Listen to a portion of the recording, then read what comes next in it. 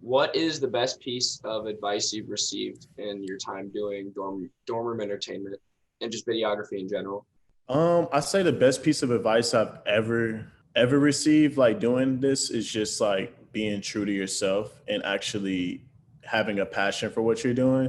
Mainly because when I first started, I was actually doing interviews, and so I was interviewing rappers and stuff, and like I was always interviewing like upcoming like rappers that were in the local scene, and then like I was always trying to reach out to like bigger artists, of course, like kind of doing what like kids take over, like our generation of music is doing now. And it just kind of like wasn't working for me as like, oh, other people like they were like, oh yeah, this is dope, like it was like working because like I was interviewing like a couple of big people, but like for me I just wasn't like loving it because like I would go to like the editing process of it, and I just wasn't like as interested in it as much as other people are. But I always watch interviews and podcasts and stuff, so I was always like, damn, like I need to interview this rapper, this rapper. But then like after a while, like I just remember like my friend was just telling me like, yo, you got to find like what you like doing and like your passion and stuff. And that's when like I went and switched over to music videos, because I was like, man, like I never had like that much fun like editing a music video rather than like an interview, because I can experiment more, do more effects, and like do more things to like set the standard. But interviews are still dope though. Like I'm actually gonna get back into doing podcasts here soon and stuff like that.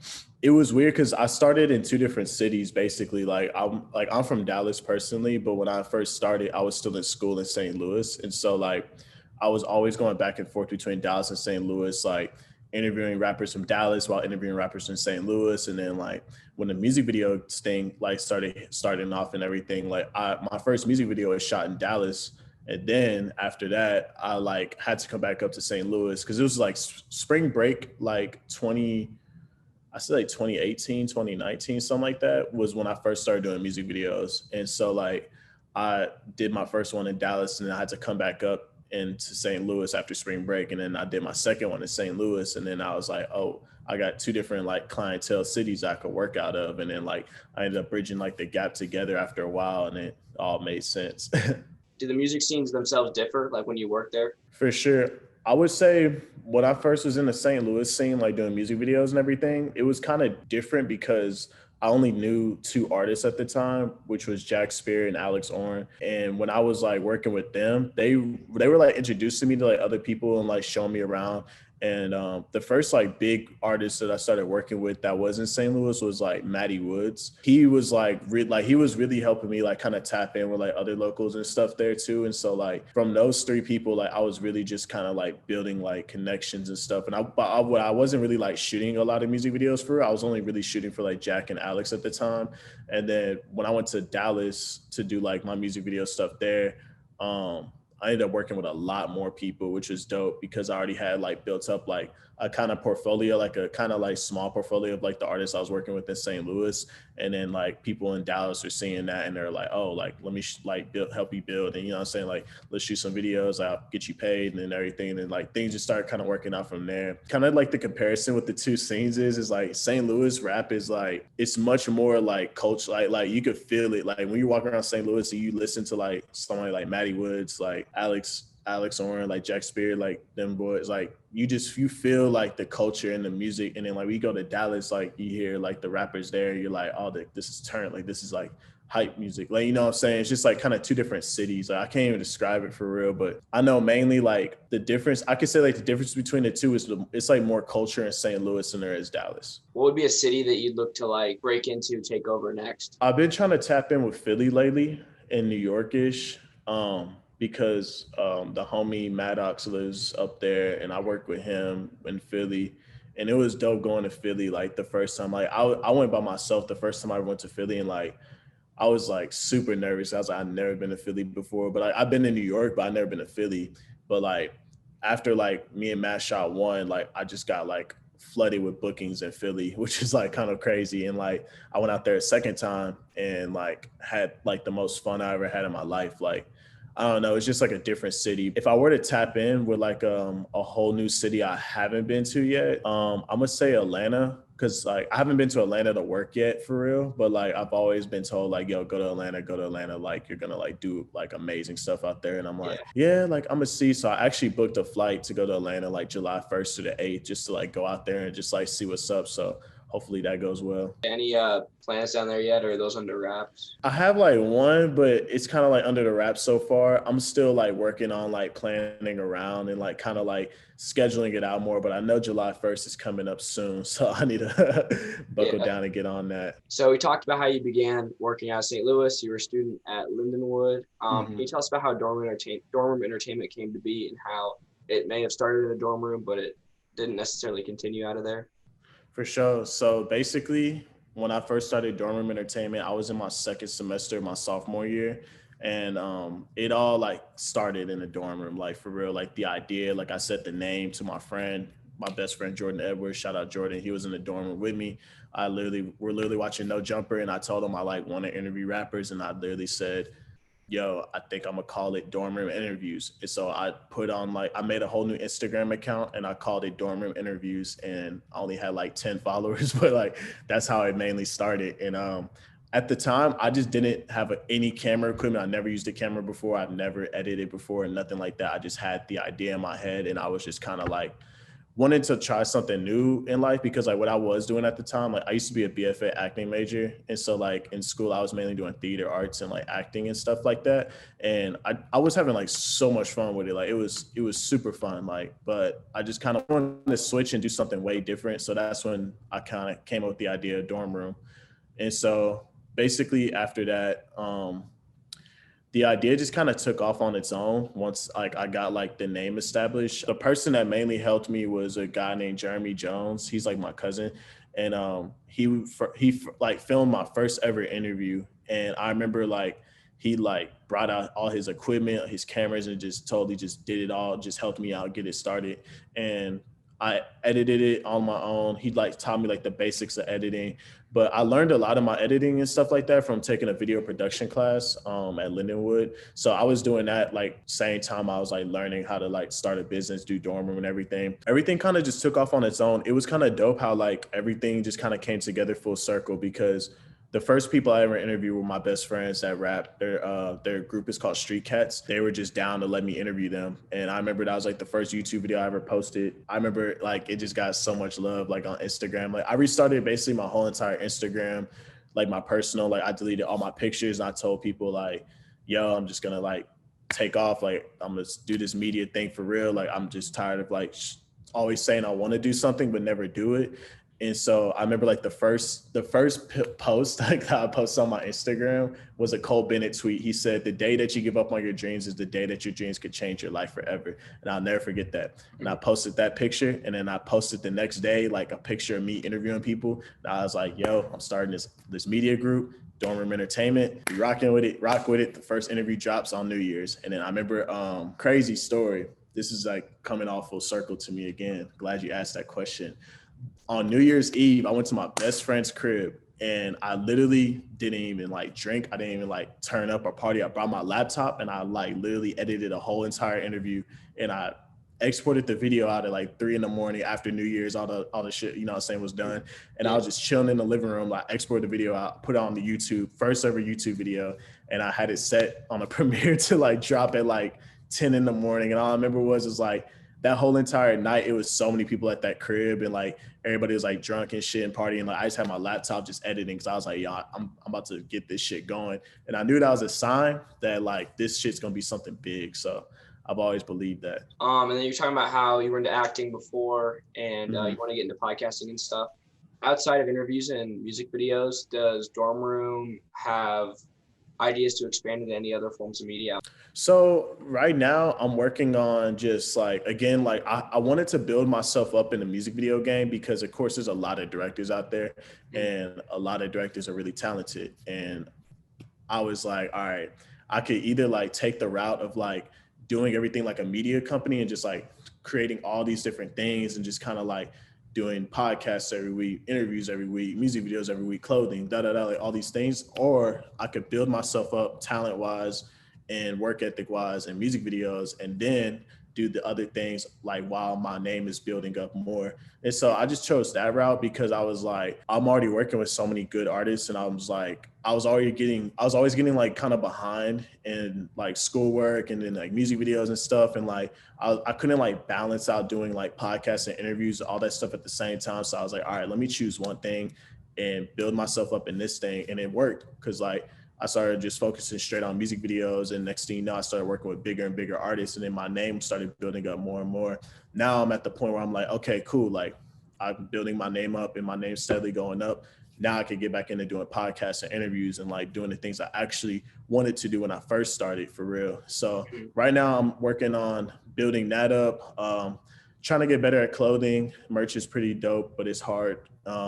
Definitely want to just do podcasts. I want to like actually do like interviews of like videographers and like producers. That's like always been like my two favorite like kind of like things is like studying a producer's life and studying like a videographer's life. So I kind of want to interview those two type of things. And then I want to do more rap interviews.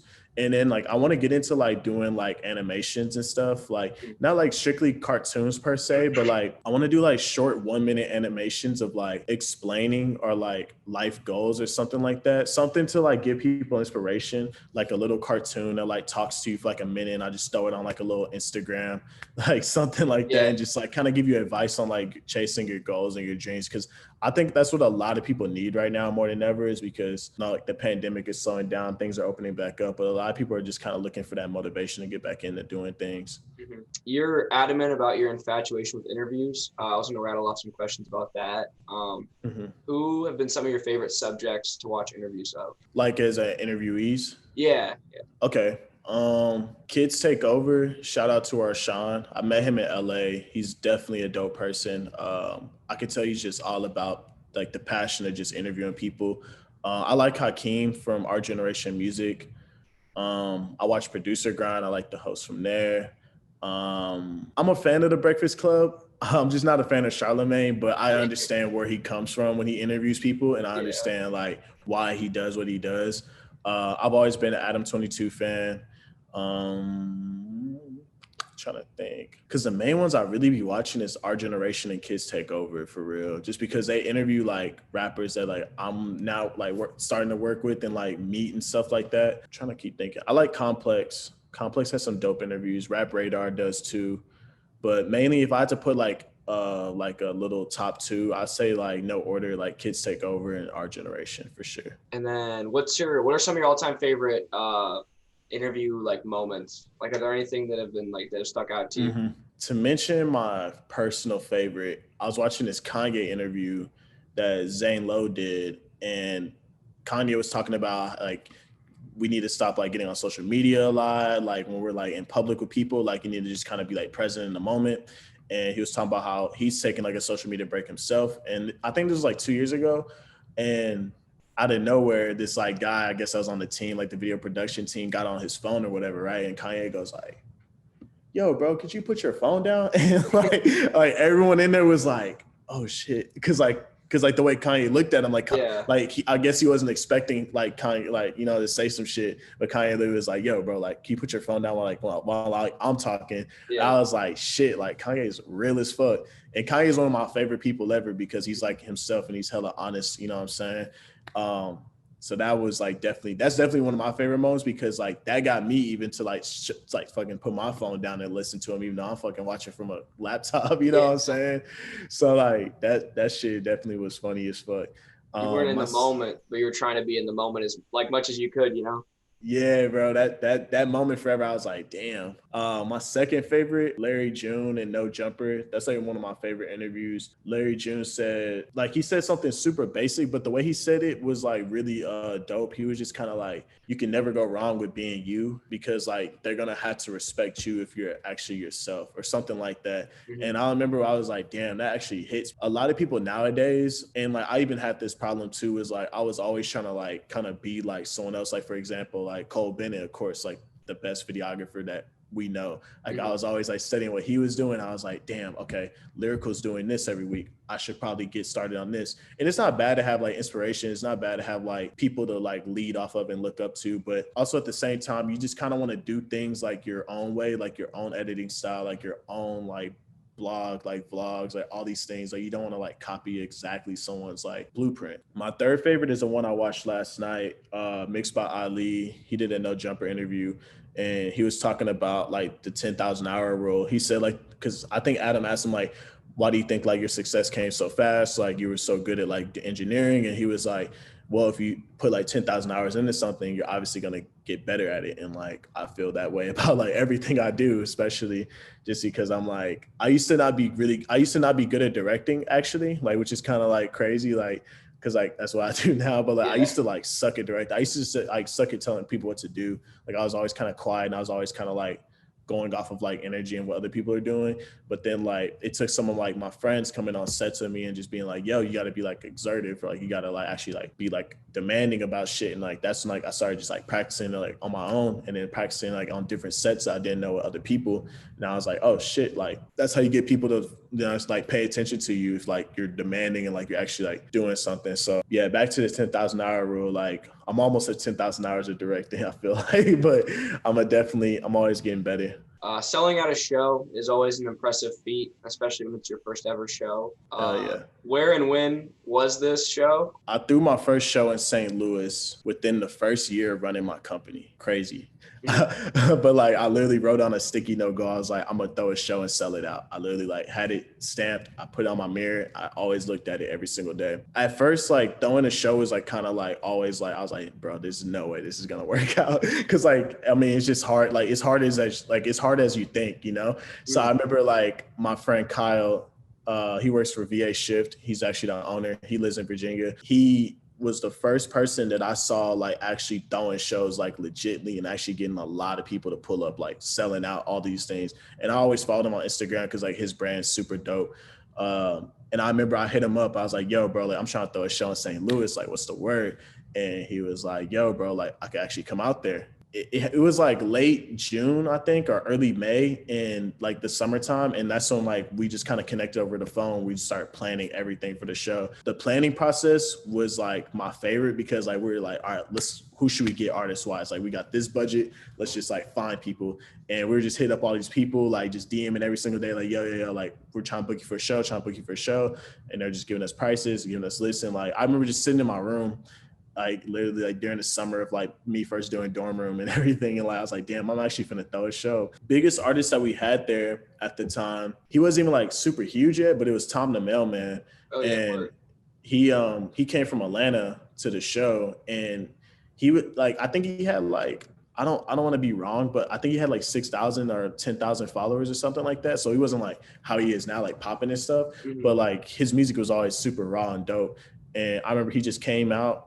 No one in St. Louis knew who he was. Like everybody was like, yo, who's Tom the Mailman, da, da, da. Bro, when I tell you, like that day of the show, he's had the crowd fucking jumping. Like I remember it's like an Instagram video someone posted, and it was literally like, he just like screams like, hey, and it's just everyone just jumping and everything. And like there's like a picture of like him like with the mic and like some rock star shit. Everyone was like, bro, this is like the best artist. Like I remember just a shit ton of people just kept walking up to him after and was like, bro, your music's incredible. Like I'm a huge fan now, like all these things. Like it was definitely dope. The cons about the show, I would say, of course, it was my first show, and I was like kind of like co-hosting and like doing the behind the scenes. So like I was like always like having to run and like help out with sound. And I was like, I didn't personally have like the best time at my own show because I was doing everything, but it was good to watch like some of the performances actually work out. The second thing was we didn't even make like money for real. We just like kind of broke even, but that's like kind of what you first expect when you first throw a show. You're like not trying to really make money, you're trying to throw a show. I think like the third thing was just like, I wish I had less artists because I booked like everyone I thought about. So like it was just like a fat lineup, but it was dope in the end game because people were like, yo, I can't wait for more of your shows. I'm actually planning on working on throwing my second show now. I don't know where I'm gonna do it yet at, but I'm gonna throw a show soon. To ask you about some of your past videos, what have been some of your favorite memories during shoots? That's a really good question. some of my favorite memories during shoots, for sure, I had to bring up the number one thing that everyone always asks me now more than ever when I put this video out. But when me and Big Baby Gucci shot the Pressure Plus Layers video, it was a lady at the end of the video that was like screaming and stuff like that at us. And like, she was kind of like acting a fool and shit. And basically what had happened was we were filming like a scene of the music video. Like we were literally filming like the shortest scene. Like we literally just wanted to walk down the block in LA, right? But we were filming in front of this lady's crib. And she like came outside because we obviously had the music playing. We were like, you know what I'm saying, laughing, like talking and shit. Like we were kind of loud. She came out and she was like, what are you guys doing in front of my house? Like, this is my house. Like, you ever seen like Monster House? Like, you know how like that old man is like yelling and shit? Like, that's literally what she was acting like. Cause like, she was just yelling at us like the whole time. She was like, you need to leave. Like, you just need to get off my property. And like, we're like, yo, like, we're finna shoot this scene. Like, you know what I'm saying? Next thing you know, she comes around the corner and she just like gets all up in his face. And she's like, what are you doing? Like, why are you trying to shoot a music video in front of my house? Like, your music's not shit. Like, she's just saying the rudest shit to him. Yeah. And like, he's just like, bro, like, fuck off. Like, you know what I'm saying? Like, we're just like sitting there.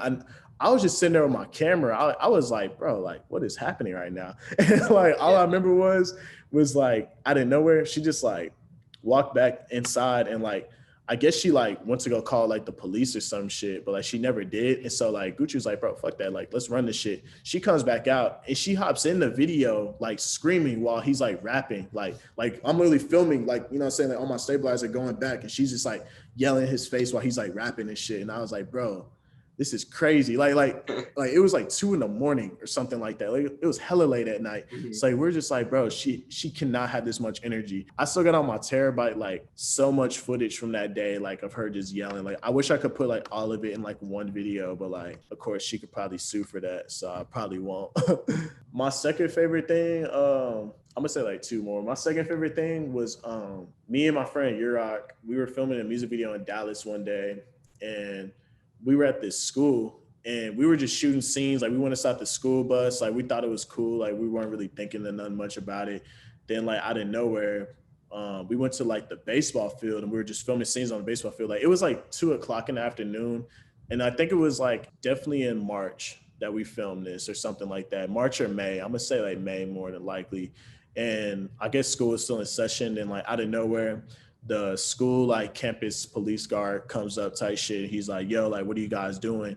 And we were like, yo, we're just filming a music video. He's like, nah, come here. Like, we need to take you in or something like that, right? And then like a police officer comes up and like Urok just automatically starts taking off running. And I was like, I just had my camera and my stabilizer. So I'm like, bro, should I run too? And like, I just made a quick impulse and started running with him. So we just ran all the way to these like apartment complex. And like, we just literally ran inside this house.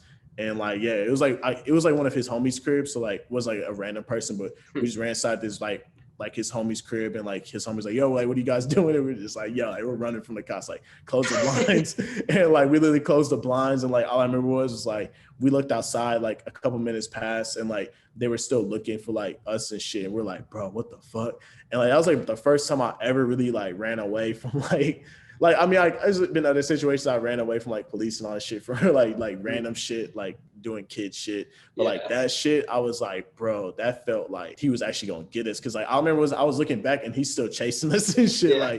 Like luckily he ain't shoot or nothing, but like definitely that was a scary little fun moment.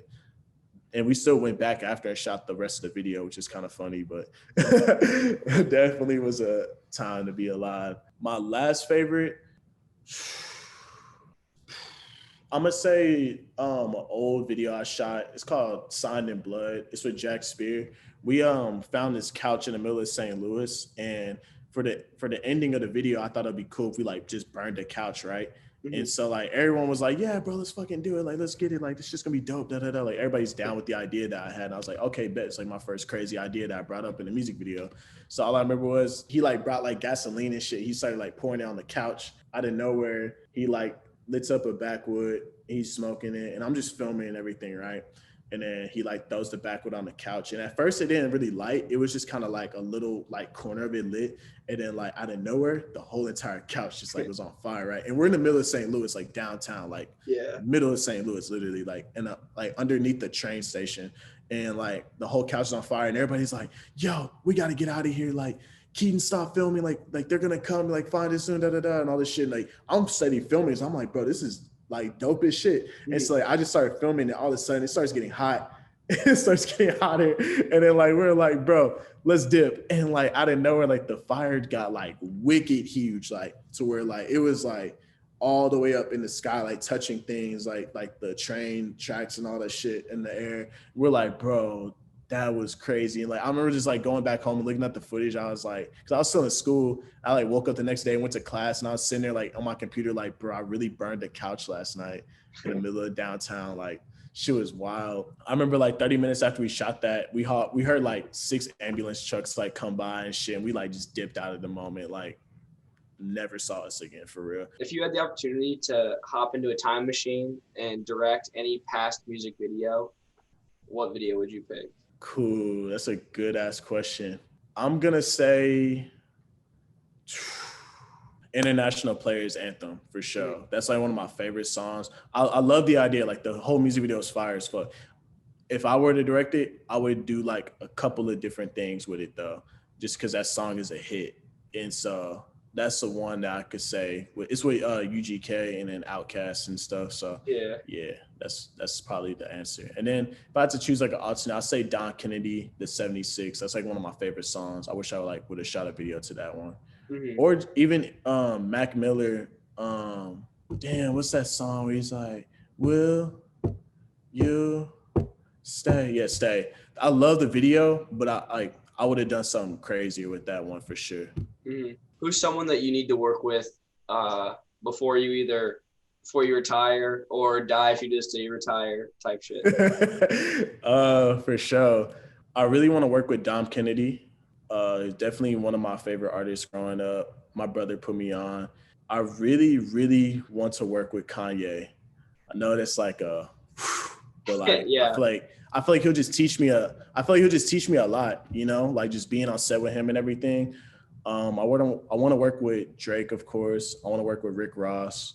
I really, really, really, really want to work with Pierre Bourne, like music video wise. I think his music is hella amazing.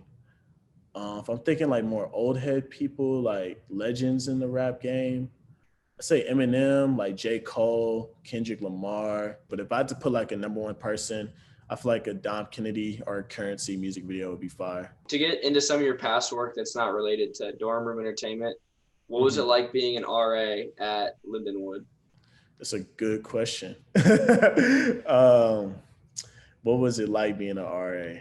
Damn, that was a weird time. Definitely, I would say though, that got me a lot more fans within dorm room because I was always at the front desk, like editing a video, and I'll have hella people like stop by and be like, "Yo, what are you doing?" Like, and I was always giving out stickers and stuff. But my time as an RA was cool. I was just like really shitty at the job. If I'm being 100% really, really bad. I just kind of didn't care. I was just trying to do it just to make money in school, you know. I got fired. Okay. So yeah, definitely I wasn't that good at the job. But one thing that was dope, I'll never forget this day. I was working like the night shift. It was like 11 o'clock at night, and I was like watching like one of my own videos, like watching a playback of it, right? Mm-hmm. And this football player comes up. His name's Connor. He comes up and he's like, "Yo, bro, like, what are you working on?" And I was like, "Yo, I'm just like watching one of my videos. Like, you want to come check it out?" And I never talked to this dude, never met this dude ever. And he just sits behind me. I played a video. I'm on my phone, right? Mm-hmm. The dude's just sitting there. He's like, "Bro, what the fuck? This shit's raw. Like, what is this?" Like, and I'm just sitting there. I'm just like, "Oh, you fuck with it?" Like I just thought it was cool, bro. Mm-hmm. And like, he's just sitting there watching it the whole time. And then like out of nowhere, like, I had to like get like a video of his reaction. Like I still have it on my phone, like in one of like my favorites. Like he was just sitting there like vibing. Like he didn't even know I was recording him too. And like he's just vibing to the video the whole time. That moment, that specific moment made me realize that like I truly have a calling to doing music videos. Because if I could get a random football player to watch one of my videos and love it and tell all his friends about it, like I know other people are out there doing the same thing. You've been doing this for 2 years roughly? Yeah, 2 years, something like that. What's something that you wish you knew sooner? It's a really good question, bro. Something I wish I knew sooner. I wish I knew how to be more open to working with people. But let me explain that question because like a lot of people are going to get confused with that question. or like the answer, my bad, not the question. But basically, I wish I was a lot more open to like reaching out and just like doing videos with like artists I actually like. Because when I first started, I was really just working with a lot of local people and like just like my friends really. And I remember I watched this Lone Wolf interview one day. He literally was talking about how he started out when he started doing music videos, he was getting paid like $35 and like he was mainly shooting a lot for free for like just random people, and like he just only wanted to just build his portfolio, right? And he said one day he was listening to Superboy in his like gym, and he was like, "Yo, I gotta shoot a video for Superboy." And he randomly DM'd him, was like, "Yo, like I love your music, like I'm a videographer coming up, like let's shoot a video." And Super was like, "Yo, like I'm down with that, come by like this weekend, whatever type shit," right? And then they shot a video, and the next thing you know, that video took off and put Lone Wolf on like the map. Mm-hmm. And that's kind of like my situation with Maddox, for instance, because like with me and Maddox, I was always a fan of his music, but like I like wanted to work with him, but like I was like, how can I reach out to bro for real? So like I randomly just like swiped up one day like on his story and was like, "Yo, your music's fire, bro." And like he was like, "Yo, your videos are like raw, bro. I fuck with these." And the next thing you know, we got connected.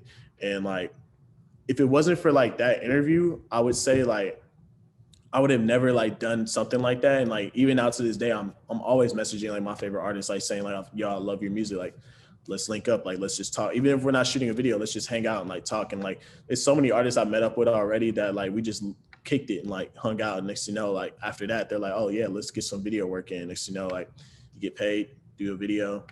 You know what I'm saying? Like make shit happen. To get back to the question again, my bad. Another piece of advice for real, bro, that like my best friend gave me, his name's Jordan Higgy.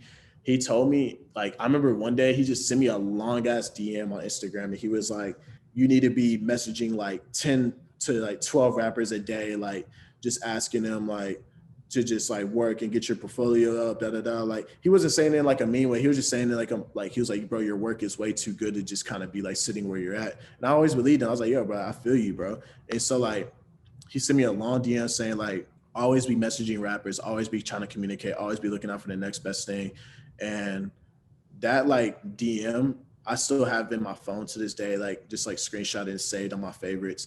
Like that was like a really good piece of advice he gave me, because when I mean like being open to work with people, I used to just not be open to like, you know what I'm saying, like going out and traveling to work with other people. Like I was always like, let me just stick to the local scene, because like maybe one of these artists will blow up, which they will. Like, don't get me wrong, one of the artists in the local scene will always blow up.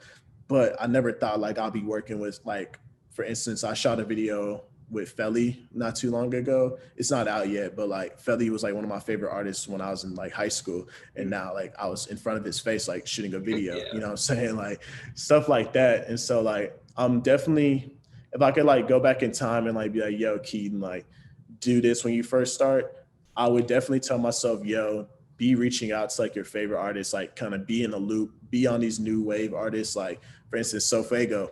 Yeah, I should have DM'd Sofego probably 2 years ago. So I'm like, "Yo, bro, I fuck with your music." Well, I mean, I didn't know who Sofego was, so like in my defense, but I'm definitely still in a good stage because like I'm only 22 and like I'm super young still, like only getting better and like growing and shit. And like I'm growing with the artists, so like I'm actually wanting to grow it now. So like it's only gonna keep working out. That's a really good story, bro. And I'll actually explain it because like that's like something that everyone always asks me too, low key. Yeah.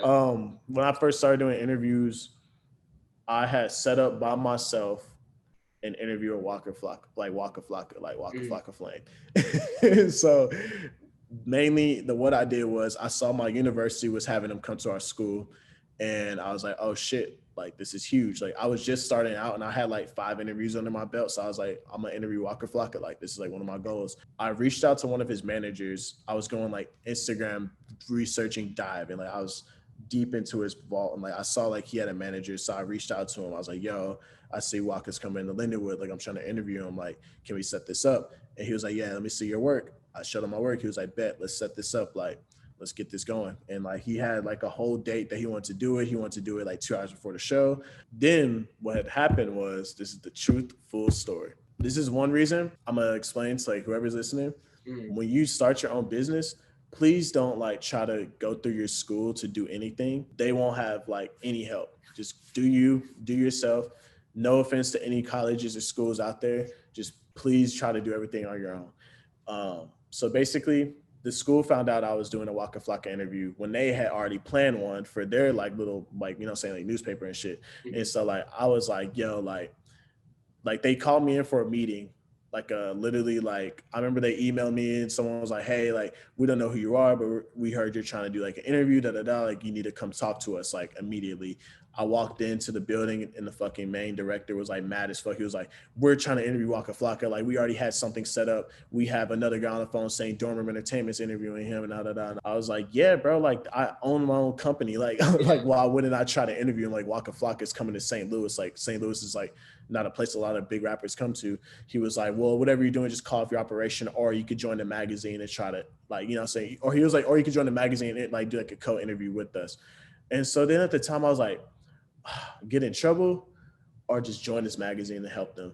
So I joined the magazine because I was like, all right, why not? Like maybe I could still get it. Cause I had to like, the goal was in my mind to interview Waka Flocka, bro. So like, all I remember was the magazine was cool. Like I met everyone in there. Like I joined it immediately and I just told them, I was like, yo, when we do this, I like want to film it. I want to have my people there. And like, I mainly just kind of want to put it on my YouTube and y'all could do whatever you want with it too. And they was like, yeah, like we're down for that, So what happened was the day before the show, no one set up like a place for Waka to come in and get interviewed at, right? When like I already had a spot like on my own, like throughout my doing myself, but like, I was working with the magazine, so I thought they was gonna have it figured out. So Waka was like, yo, like too much is going on. Like we heard like another company wants to do it. Then you have y'all, like we're just not gonna do an interview no more. And then like everybody was like, bro. And like I was like the most hurt because I was like, bro, what the fuck? Because like I could have did this shit on my own, you know what I'm saying? And like my homies were like, bro, like next time don't go through like schools. I was like, bro, I know that, like, you know what I'm saying? Like I learned my lesson for sure. It's just the fact that like they were so tempted for me to call it off when they didn't even have nothing planned for it, you know what I'm saying? So I was like, bro, like this is mainly y'all's fault. Like I had my shit organized, you know what I'm saying? So like it just proves that like you will always be better than your school if you truly believe so. Like when it comes to like any media thing, like videography, like anything, like that happened. But the cool part about that was the day of the show, I sat in the very front and everything, and Waka pulled me up on stage, and there's like a video of like me like getting lit with him on stage and shit. And so after that, like I told him like after like the show and shit, like my bad for like the interview mishaps, all that shit. And like he was like, yeah, bro, like when we come back in town, like we could get it in. So I mean, whenever he comes back, like we definitely gonna interview. Yeah. But now I'm at the point I'm like, fucking interview. Like, let's shoot a music video, you know? What else do you have planned for 2021 that you can speak on? For sure.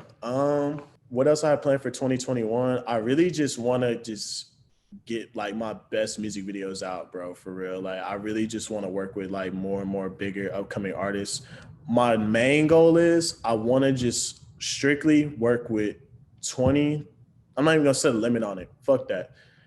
I'm gonna say like a numerous amount of verified artists, like artists that are actually on brand, like on the scene, like blowing up and shit. Like I actually just want to get like starting like to work with like just a whole bunch of like label stuff and like getting like the best videos down on it, like where I could like everything on my Instagram is like just like new work every day. That's just like crazy. Definitely I'm working on that now. Stuff is like falling in place. Shows are open back up. I want to get back into doing show recaps, putting on my YouTube podcasts for sure. After this, I'm really finna like get planned out and get that stuff going. Probably like twice a week, something like that. Having another editor on my team doing something like that. Just putting something just straightforward together, nothing crazy. I want to get back into just kind of just collabing, doing more like collab shows and stuff like that in the city. And I kind of want to keep building a name for myself. My goal this year is this summer, even like fuck it, by like end of July, I want to have like 10K followers on Instagram. Like I just want to keep going up and just like keep putting out hella content.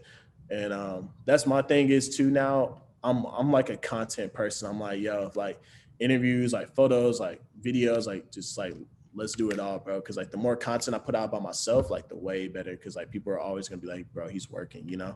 So 2021 is going to be one of the best years of my life for sure. Best year of your life too. Best year of everyone's life. Everyone's life. Just go up from there. Exactly.